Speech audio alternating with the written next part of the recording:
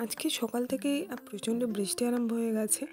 আর কালকে আমি গিয়েছিলাম ধর্মতলায়, মানে ধর্মতলায় না, গিয়েছিলাম অন্য জায়গায়।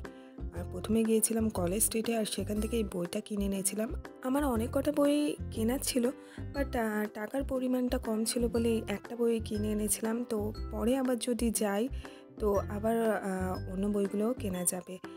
আর কিছুদিন হচ্ছে আমি ভিডিও দিতে পারছি না, কারণ অনেক প্রবলেম লাইফে ঘটে গেছে, সেই কারণে আমি ভিডিও দিতে পারছি না।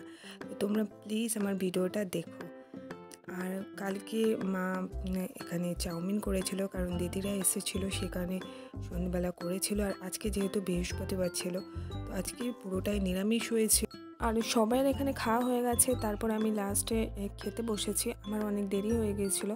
তো তারপরে বিকেলবেলা মানিকের সাথে এখানে খেলা করছিলাম। আর এই হাতিটাও আমাদের এখান থেকেই মানে কিনে এনেছিল।